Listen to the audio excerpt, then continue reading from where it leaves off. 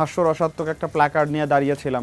সেখানে লেখা ছিল যে বিবাহিত কোটা চাই। এই বিবাহিত কোটা চাই প্ল্যাকার্ডটা যেমন অযৌক্তিক ছিল, এটাকে যেমন কোনোভাবেই কোনো যুক্তিতেই মেনে নেওয়া যায় না, ঠিক একইভাবে 56% কোনোভাবে মেনে নেওয়া যায় না। আমরা যেমন বাংলাদেশ কল্পনা করি, যেখানে সবাই যার যার মত প্রকাশ করতে পারবে, যেখানে বাক স্বাধীনতা থাকবে, যেখানে কেউ রাজনৈতিক প্রতিহিংসার শিকার হয়ে কারাবরণ করতে হবে না।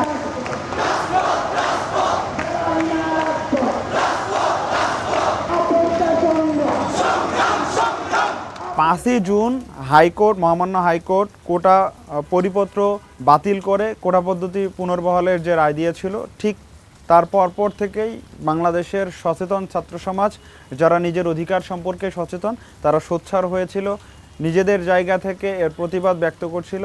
ফেসবুকে সবাই লেখালেখি শুরু করেছিল, সোশ্যাল মিডিয়ায়। তো পরবর্তীতে 5ই জুন সন্ধ্যার সময় বা রাতের সময় ঢাকা বিশ্ববিদ্যালয়ের কিছু শিক্ষার্থী এর প্রতিবাদে স্লোগান দিয়েছে, রাস্তায় নেমে এসেছিল।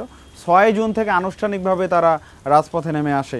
ঠিক একই দিনই আমি চট্টগ্রাম বিশ্ববিদ্যালয় থেকে আন্দোলনটা শুরু করেছিলাম। আমার যেহেতু 56% কোটা অযৌক্তিক এবং বৈষম্যমূলক ছিল, তো এটা যেহেতু হাস্যকর একটা বিষয় ছিল এবং আমাদের বাংলাদেশের সাধারণ শিক্ষার্থীরা যারা দীর্ঘ একটা সময় পড়াশোনা শেষ করে সরকারি চাকরির জন্য চাকরির প্রত্যাশা করে, তো তাদের সাথে এই সরকার ছেলে খেলা শুরু করে দিয়েছিল। তো সেই জায়গা থেকে কোটা যেহেতু এক ধরনের হাস্যরসাত্মক বিষয়ে পরিণত হয়েছিল সাধারণ শিক্ষার্থীদের মাঝে, ঠিক একইভাবে আমি একটা হাস্যরসাত্মক একটা প্ল্যাকার্ড নিয়ে দাঁড়িয়েছিলাম। সেখানে লেখা ছিল যে বিবাহিত কোটা চাই। এই বিবাহিত কোটা চাই প্ল্যাকার্ডটা যেমন অযৌক্তিক ছিল এবং এটাকে যেমন কোনোভাবেই কোনো যুক্তিতেই মেনে নেওয়া যায় না, ঠিক একইভাবে 56% কোনোভাবে মেনে নেওয়া যায় না। তো সেই জায়গা থেকে প্রথম দিনের কর্মসূচি আমি একা করেছি।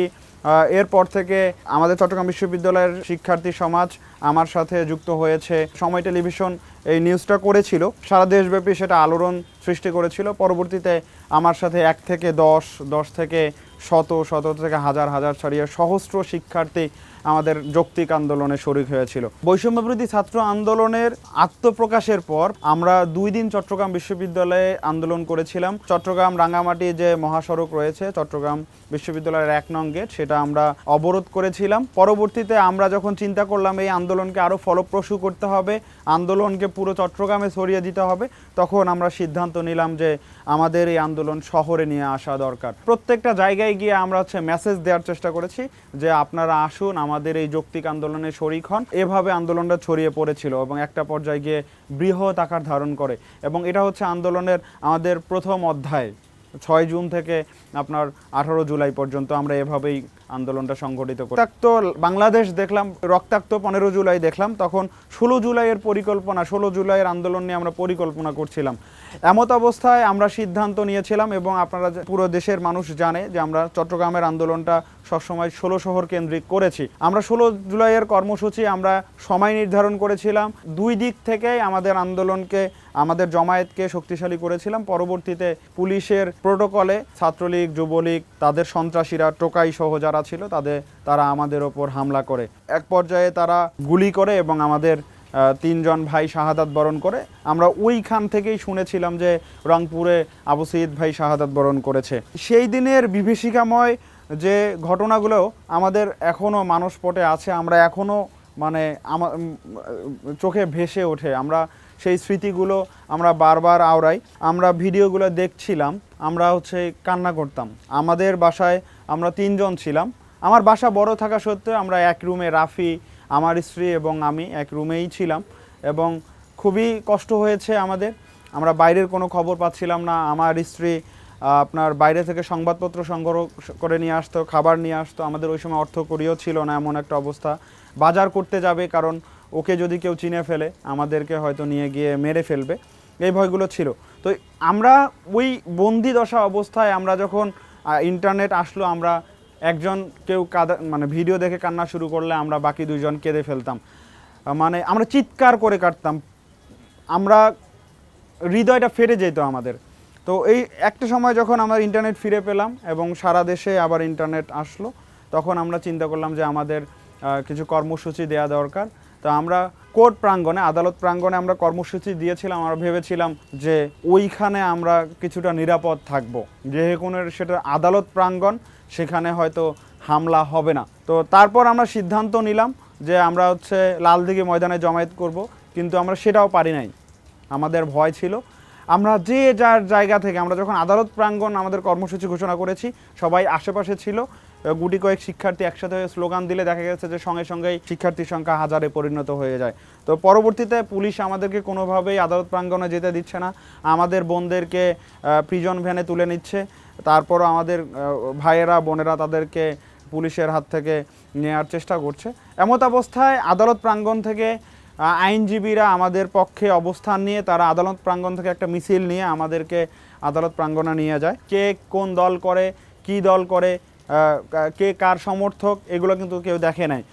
গুটি কয়েক আওয়ামী এবং আওয়ামী লীগের দোসর ব্যতীত লক্ষাধিক ছাত্র জনতা সেখানে উপস্থিত হয়ে এক দফার ঘোষণা দিয়েছিল এবং সেখান থেকেই একটা বাংলাদেশের মানুষের কাছে স্পষ্ট বার্তা দিয়েছিল যে খুব শীঘ্রই আওয়ামী লীগের পতন হচ্ছে, খুব শীঘ্রই খুনি হাসিনার পতন হচ্ছে। এবং এই ঘটনা আমাদের দেশব্যাপী যখন ছড়িয়ে যায়, পুরো চট্টগ্রামে যখন ছড়িয়ে যায়, মিছিল নিয়ে বহদ্দারহাট পর্যন্ত গিয়েছিল।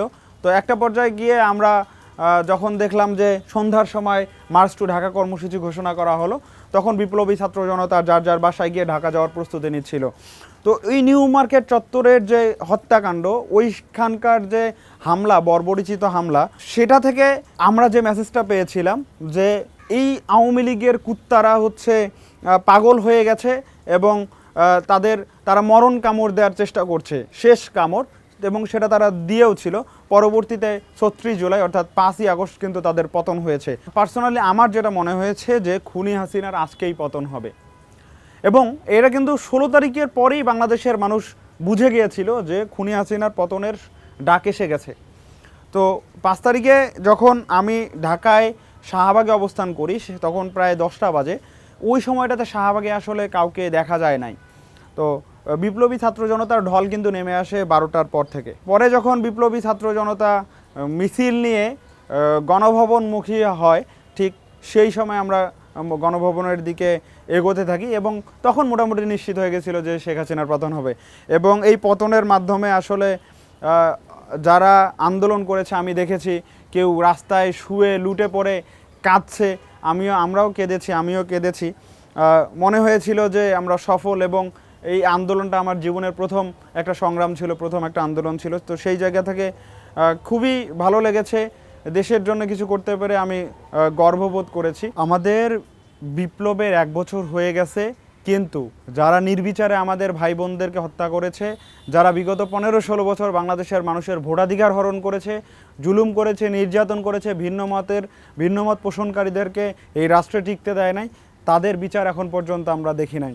এই সরকার বিচার করতে গিয়ে ব্যর্থ হয়েছে। আমরা খুব দ্রুত সময়ের মধ্যে খুনি হাসিনাকে দেশে নিয়ে এসে তার বিচার কার্যকর করার জন্য আহ্বান রাখছি এবং দাবি রাখছি।